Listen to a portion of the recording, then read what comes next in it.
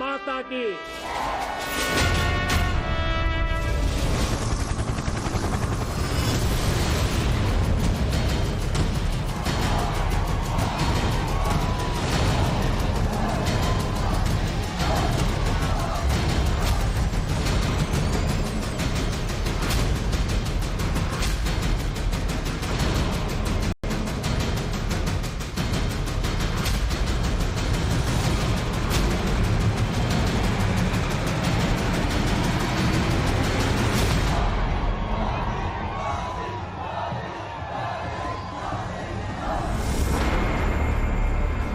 क्या तीसरी बार देश की सत्ता मिलने के बावजूद नरेंद्र मोदी को लोकसभा चुनाव में जो हल्का झटका लगा उससे वो संभल चुके हैं?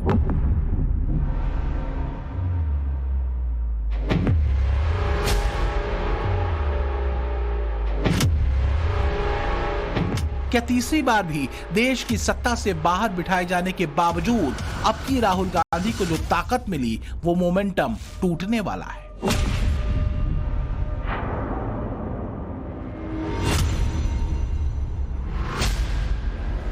बीते 9-10 हफ्तों में क्या देश के ओपिनियन में बदलाव के संकेत हैं? आज विश्व की परिस्थिति को देखते हुए मैं साफ साफ देख रहा हूं कि भारत का स्किल्ड मैन पावर जो है, हमारा स्किलफुल जो नौजवान है, वो ग्लोबल जॉब मार्केट में अपनी दमक बनाए, हम उस सपने को लेकर के आगे चल रहे हैं। 2024 के चुनाव सीजन 2 की शुरुआत हो चुकी है। अभी हरियाणा और जम्मू कश्मीर की चुनाव तारीखों की घोषणा हुई है। महाराष्ट्र और झारखंड के चुनाव का भी काउंटडाउन शुरू हो चुका है। जम्मू कश्मीर तो एक अलग राजनीतिक परिस्थितियों वाला केंद्र शासित प्रदेश है, लेकिन क्या महाराष्ट्र, हरियाणा में भी सियासी करवट ऐसी है कि बीजेपी इन राज्यों में लोकसभा चुनाव में मिले नुकसान की भरपाई कर सकेगी? और क्या झारखंड में बीजेपी लोकसभा की तरह नंबर 1 पार्टी होने की हैसियत बरकरार रखेगी? क्या ऐसे जमीनी संकेत मिल रहे हैं?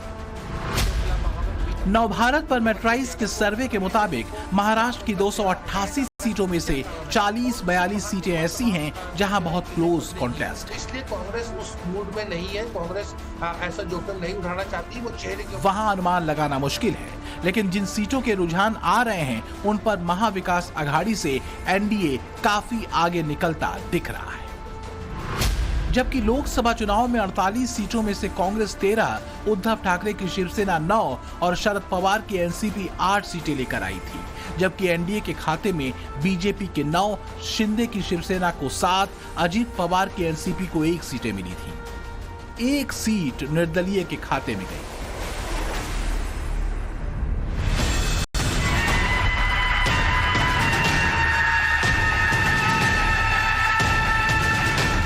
दो ढाई महीनों में ऐसा क्या हो गया कि महाराष्ट्र में इतना बड़ा अंतर दिख रहा है? 4 जून के लोकसभा नतीजों के बाद से महाराष्ट्र की पॉलिटिक्स में बड़ा क्या हुआ है, इसे देखिए। रक्षाबंधन के ऐन पहले बहुप्रचारित लाडली बहन योजना लॉन्च कर दी गई। 21 से 65 साल की महिलाओं को 1500 रुपए हर महीने मिलेंगे। 80 लाख महिलाओं को जुलाई और अगस्त की किस्त जारी भी कर दी गई।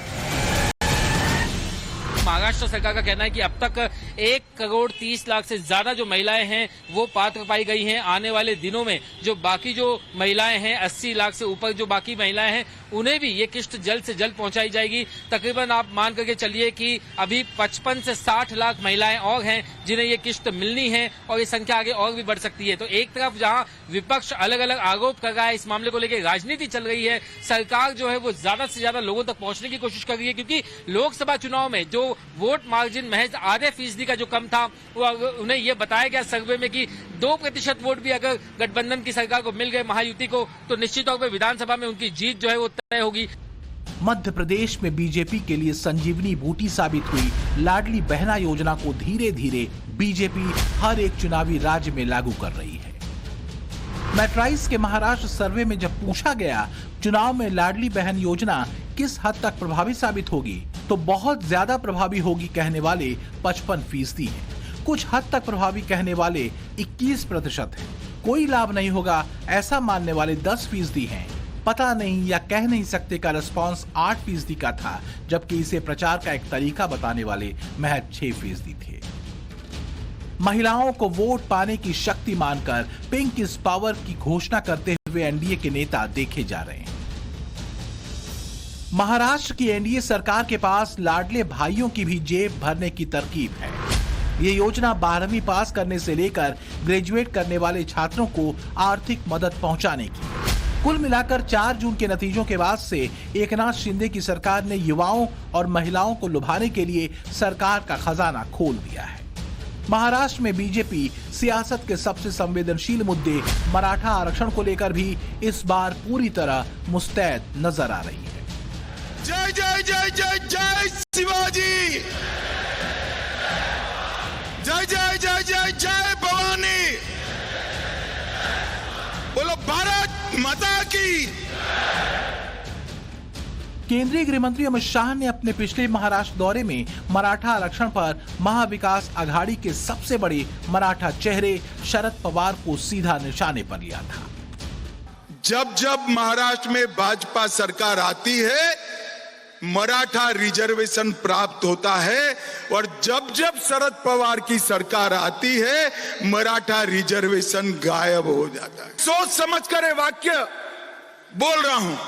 2014 में महाराष्ट्र में मराठा रिजर्वेशन आया, सुप्रीम कोर्ट तक ठीक गया। किसकी सरकार थी 14 में, बताइए जरा। मराठा रिजर्वेशन कंटिन्यू रखना है तो किसकी सरकार लानी चाहिए?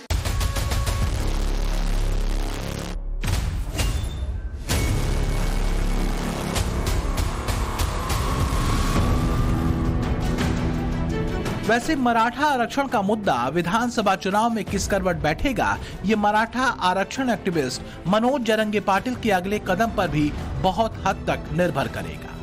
मनोज जरंगे पाटिल खुद राज्य की सभी 288 सीटों पर अपने उम्मीदवार खड़े करने का ऐलान कर सकते हैं। इसका राजनीतिक असर क्या होगा, इसे समझने के लिए मैट्राइज के सर्वे में जब ये पूछा गया कि मराठा आरक्षण एक्टिविस्ट मनोज जरंगे पाटिल पार्टी बनाकर चुनाव लड़ेंगे तो क्या होगा, तो एनडीए को फायदा कहने वाले 34% लोग थे, एमवीए को फायदा कहने वाले 28% थे। कोई असर नहीं होगा, ये राय 32% लोगों की थी, जबकि 6% लोगों का जवाब था कुछ नहीं कह सकते। यानी एनडीए जहां मराठा आरक्षण पर विरोधियों पर आक्रामक है, तो वहीं मनोज जरंगे पाटिल के अभियान से उल्टा चुनावी असर नहीं दिख रहा। महाराष्ट्र में एनडीए के खाते में ये फैक्टर भी जा रहा है कि तमाम कयासबाजियों के उलट शिंदे, फडणवीस और अजित पवार की जोड़ी ग्राउंड पर एकजुट दिख रही है। विधानसभा चुनाव में टिकट बांटने में कोई उल्टा संदेश न जाए, इसे लेकर भी एनडीए के खेमे ने सबक लिया है, ऐसा नजर आ रहा है। ने मुझे सवाल पूछा, इस चुनाव होने के बाद मैं बहुत सोचता था कि ये क्या हुआ, कैसे हुआ, ये उसमें जिम्मेवार मैं हूँ। मैं किसी को दोष देना बिल्कुल नहीं चाहता, मैं अभी भी आपको भी बताता हूँ, लेकिन मुझे ऐसा फील हुआ कि मैंने ऐसा नहीं करना चाहिए था और ये बोल दिया। एकजुटता का दावा तो महाविकास आघाड़ी भी कर रहा है, लेकिन अगस्त में उद्धव ठाकरे जिस तरह दिल्ली आकर सोनिया गांधी और राहुल गांधी से मिले, उसके बाद से पूछा जा रहा है कि क्या एमवीए उद्धव ठाकरे को मुख्यमंत्री का चेहरा बनाकर पेश करने में कतरा रहा है। देखिए 16 अगस्त को एमवीए की रैली में खुद ही उद्धव ठाकरे ने क्या कहा। पहिल्या प्रथम आपण सर्वांनी एक शपथ घेतली पाहिजे की कोणत्याही परिस्थितीत मी किंवा महाराष्ट्राचं हित, माझ्यापेक्षा महाराष्ट्राचं हित आम्ही जपू। मला उमेदवारी मिळाली नाही मिळाली तरी चालेल, पण यांना खाली खेचू। मुख्यमंत्री पदाचा चेहरा कोण? उद्धव ठाकरे होणार का आणखीन कोण होणार? मी आज सगळ्यांसमोर स्वच्छ सांगतो की पृथ्वीराजजी तुम्ही आलात, पवार साहेब तुम्ही आलात, तुम्ही आत्ता तुमच्यापैकी कोणाच्याही मुख्यमंत्री पदाचा जाहीर करा, उद्धव ठाकरेचा त्याला पाठिंबा असेल। ये वही उद्धव ठाकरे हैं जिन्होंने सिर्फ मुख्यमंत्री पद के लिए 2019 में तलवार खींची और दशकों का गठबंधन छोड़कर एनडीए से अलग हो गए थे। महाराष्ट्र की सत्ता के लिए उद्धव ठाकरे को पहली बार बाला साहब ठाकरे की जीवन भर की राजनीति के उलट वाले समीकरणों में चुनावी ताल ठोकना होगा। महाराष्ट्र के अलावा चुनावी राज्यों हरियाणा और झारखंड की बात करें तो मेट्राइज के सर्वे में हरियाणा में बीजेपी लोकसभा चुनाव के झटके से उबर सकती है। लोकसभा में हरियाणा की 10 में से 5 सीटें बीजेपी और कांग्रेस को 5 सीटें मिली थी, यानी मुकाबला बराबर का रहा था। लेकिन मेट्राइज के ओपिनियन पोल में विधानसभा की 90 सीटों में से बीजेपी गठबंधन को 37 से 42 सीट, कांग्रेस को 33 से 38, जेजेपी को 3 से 8 और अन्य को 7 से 12 सीटों का रुझान है। झारखंड में लोकसभा की 14 सीटों में से 9 सीटें एनडीए को मिली थीं और 5 इंडिया अलायंस को। मेट्राइज का सर्वे बता रहा है कि 81 सीटों में जेएमएम को 19 से 24 सीटें, कांग्रेस को 7 से 12, जबकि बीजेपी को 38 से 43 और उसके सहयोगी आजसू को 2 से 7 सीटें मिल सकती हैं और अन्य के खाते में 3 से 8 सीटें जाने का अनुमान है। हालांकि सर्वे के नतीजों के बावजूद हरियाणा और झारखंड में जमीनी स्तर पर इंडिया अलायंस जोर लगाता दिख रहा है। हरियाणा में पूर्व मुख्यमंत्री भूपिंदर सिंह हुड्डा जोर शोर से हरियाणा मांगे हिसाब का सुर लगा रहे हैं। ओवरटेक होकर ओलंपिक फाइनल से चूकी कुश्ती खिलाड़ी विनेश फोगाट को कांग्रेस अपने कैंपेन में शामिल करती नजर आ रही है। शनिवार को विनेश जब भारत पहुंची तो दिल्ली एयरपोर्ट पर उनका स्वागत करने कांग्रेस सांसद दीपेंद्र हुड्डा खुद पहुंचे थे। उधर हरियाणा में अग्निवीर योजना को लेकर भी कांग्रेस आक्रामक है, जिसे खत्म करने का वादा राहुल गांधी का है। नरेंद्र मोदी उसे शहीद नहीं कहते हैं, नरेंद्र मोदी उसे अग्निवीर कहते हैं। उस घर को पेंशन नहीं मिलेगी, उस घर को कॉम्पनसेशन नहीं मिलेगी, शहीद का दर्जा नहीं मिलेगा। और बेचारे बैठे हुए थे, 3 बहनें थी, एक साथ बैठी हुई थी, रो रही थी। आम जवान को पेंशन मिलेगी, जरूर दुख होगा, मगर हिंदुस्तान की सरकार आम जवान की मदद करेगी। मगर अग्निवीर को जवान नहीं कहा जा सकता। अग्निवीर यूज एंड थ्रो मजदूर है। राहुल के ऐसे तेवरों के बावजूद जब मेट्राइज के सर्वे में पूछा गया कि अग्निवीर योजना खत्म करने के राहुल गांधी के इरादे का वो समर्थन करते हैं, तो हाँ कहने वाले सिर्फ 29% थे, जबकि नहीं कहने वाले 56%। कह नहीं सकते का रिस्पॉन्स 15% का था।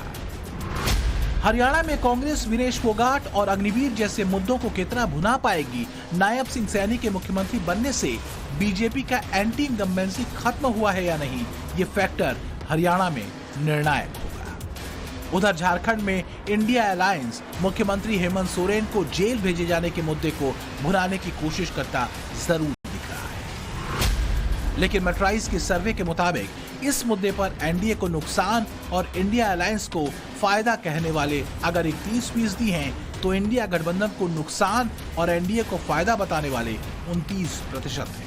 कोई फर्क नहीं पड़ेगा, ये रिस्पॉन्स 34% लोगों ने दिया, 6% लोगों का जवाब था कह नहीं सकते। यहाँ ये भी जान लीजिए कि लोकसभा चुनाव के दौरान हेमंत सोरेन जेल में ही थे, फिर भी उनकी सहानुभूति इंडिया अलायंस नहीं ले सका।